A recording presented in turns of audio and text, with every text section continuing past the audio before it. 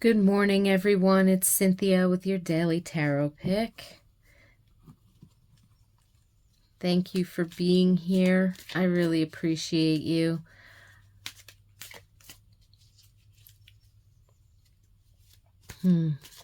This week we are using the Shaman Wisdom cards.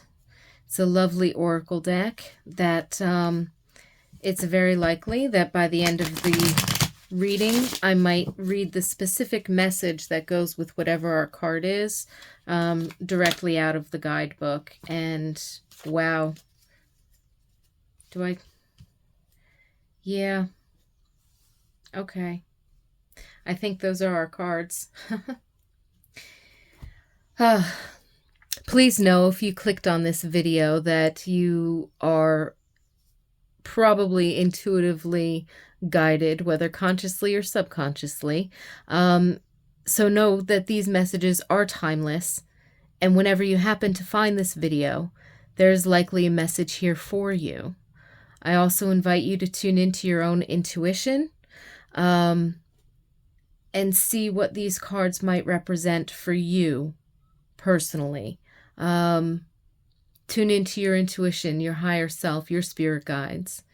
If you would like to share the messages that you receive or the perspective that you have or your experiences with whatever seems to come up in the messages today, by all means, feel free to share it in the comment below.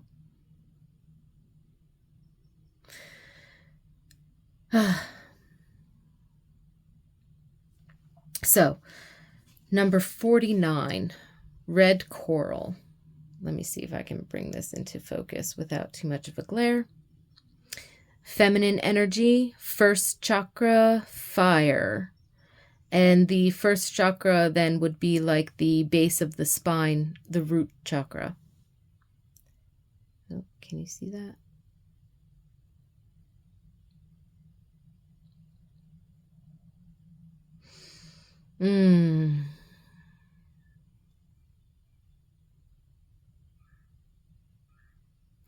I'm getting this feeling, in one sense, I'm getting this feeling of being in flow, letting things flow, letting things move, whether that be tapping into your creativity, letting yourself get into the zone and really, spark that passion, spark that fire, and just let loose, right? It doesn't have to be perfect right away. You don't have to edit as you go along or this, that, the other thing, and I'm hearing like Bob Ross's Happy Accidents. But like you don't really have to change it. You just go with the flow, right? Even if it doesn't turn out exactly the way that you want in the moment. But really talking about allowing yourself to be in that inspired flow state, in that intuitive, inspired, certain state of creative energy. There's also a sense of, if I'm picking up on another energy, which could be very connected to it, but might also, for some of you who are listening, be very different. And it's this energy of this healing by allowing the emotions to flow and not douse the fire of your passion or joy. It's almost like when grief kind of covers over, or depression covers over our ability to be inspired. It's not just motivation or, this, that, the other thing, but it could also be like our actual disconnection from what we're truly passionate about, what we truly enjoy about life. We might be able to sit there and make a list of like a gratitude list or a list of our blessings, right? And we know this consciously, but we have a hard time actually feeling it in our heart because the emotions that are covering that over are stagnant. We're not letting them flow. We're not letting the flow state happen. Our mind is keeping it stuck there. So I'm kind of getting this sense of needing to let certain emotions flow, tap into it, tap into how you feel. If it's grief or anger or fear, then express that in a safe way. You know, if you're not going to be, putting on a show for anybody else or disturbing anybody, go ahead and let out that scream or wail and cry and keen and get it all out, or whatever it feels like, right? Or journal, or go for a walk in nature. Maybe near a body of water like a stream or a lake or a pond, or even if it has to be something more cultivated like a fountain in a garden or a park or something, or out by the ocean, either sitting on the dock and looking out over the water, or walking along the beach or something like that. Just feeling the flow of the energy, right? um or if weather allows, depending upon where you're at and you have access to a pool, even going for a swim for a couple of minutes, having some of that. Or again, if weather allows, and you're in that space where you can do it,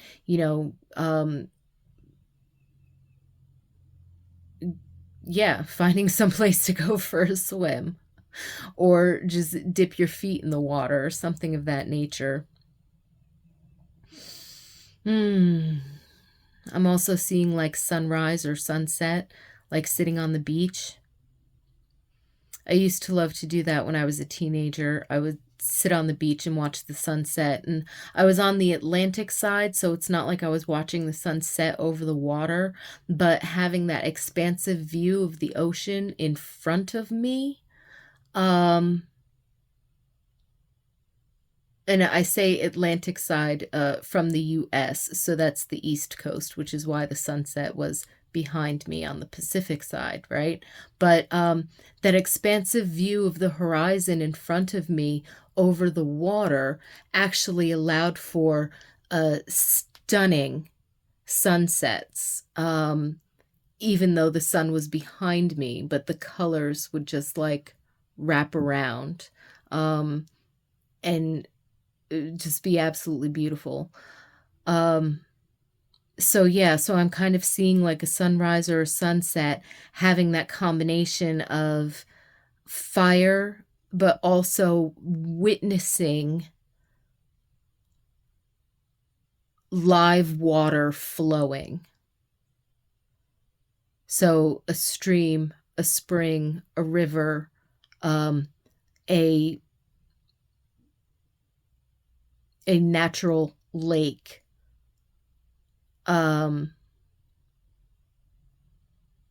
or ocean, of course.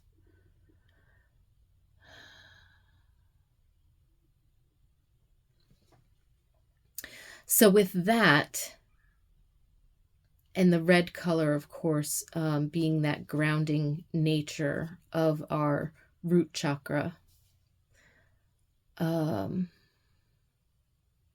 the feminine aspect of fire. So as far as elements go, the feminine elements tend to be earth and water, and the masculine elements tend to be the wind or air and fire, right? So if we're looking at the feminine aspect of fire, what is that?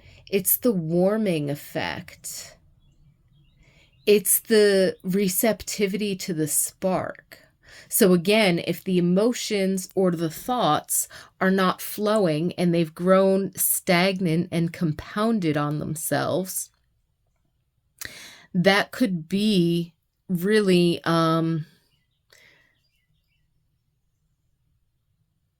suffocating or threatening our spark of joy, of passion, right? And so this could be talking about a revitalization of our passion for life and passion for living. Now, the next card, number 12, is the Hunger Moon, Pisces, Rosettes, Elders. So this is talking about the moon. Right now we are in Pisces season. So, but it's talking about that, and it's a water sign. It's talking about that imagination and that depth of spirituality. Really the dreaming and the imagination, and the rosettes is making me think of like those joyful, those small, it's those small moments of joy, those small little things that happen. Those can also compound over time, and that builds the fire. That's how you keep an eternal flame going, is by feeding those small bits all the time. And the elders,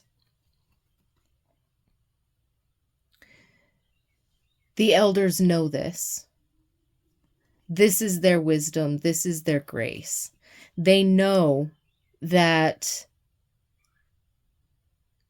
there are little things to not worry about, and that there are little things that hold such powerful sweetness and joy. So especially if we go to walk in nature, you know, seeing that butterfly, seeing two butterflies dancing with each other.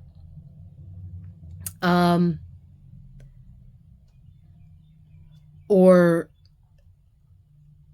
someone unexpectedly holds a door for us when we're going into a shop.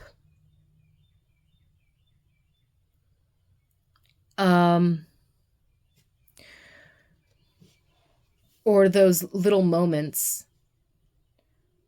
that just bring something sweet. We have to remember to slow down and to get sort of present and grounded enough to be able to recognize those. Otherwise, we won't be able to, we'll be so wrapped up in our own heads and our own feelings that are sort of sapping our energy to be passionate about what we're doing or the life that we're living, or to find opportunities to make changes, that we won't see what's going on around us. And so if we do want something to change, we have to remember that the small baby step to start with that, especially if we know or can sense that there are opportunities all around us, or that there's got to be a way, or there's got to be a solution, or something's got to give. In order to see what that is, we have to take off the blinders. The way to take off the blinders is to notice those small, tiny moments of joy and appreciation. It's not just about making the gratitude list or the blessings list or counting your blessings, right? It's about recognizing in the here, now, present moment that one little joy,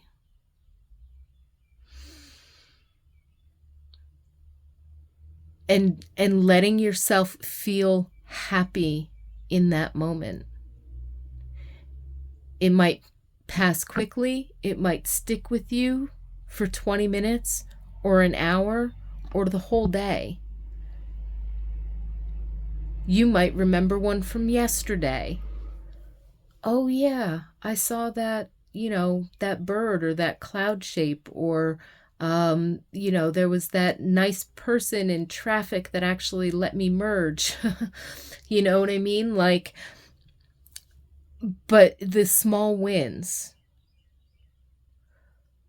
have fun playing sort of like an Easter egg hunt throughout your day of looking for the small wins. And then remembering to say, you know, thank you to the universe for bringing that to you.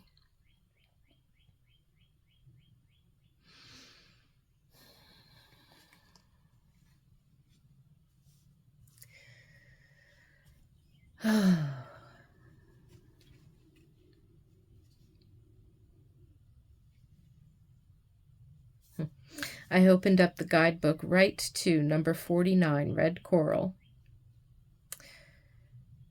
Feminine first chakra, red fire. I am red coral. I am from the ocean, yet I am the blood of Mother Earth. I am your protection against natural emergency and personal misfortune, and the courage you need for survival. I have exceptional healing, cleansing, rebuilding, and invigorating power. At my foundation is passion that can be excited to rage. I am the stone of the home, of safety and well-being.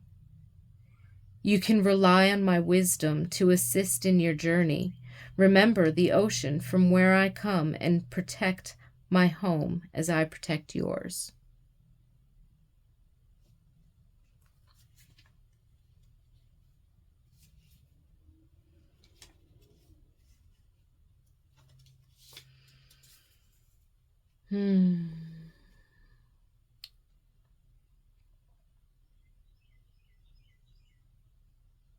Number 12, the Hunger Moon. February 19th to March 20th, Pisces, Rosettes, Elder. I am Coyote Moon.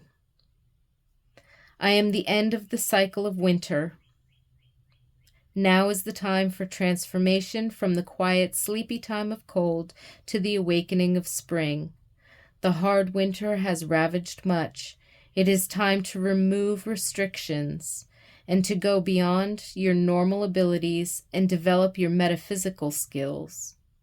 Look to past knowledge, events and lives for new understanding, ultimate realities, and wisdom. Be poetic, but do not forget to laugh at the world and yourself.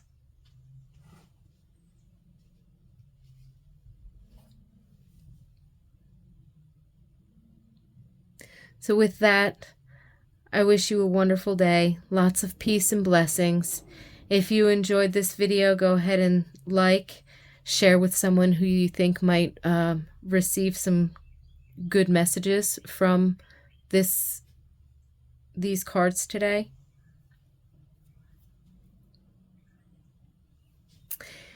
Thank you so much for being here, and I look forward to seeing you tomorrow.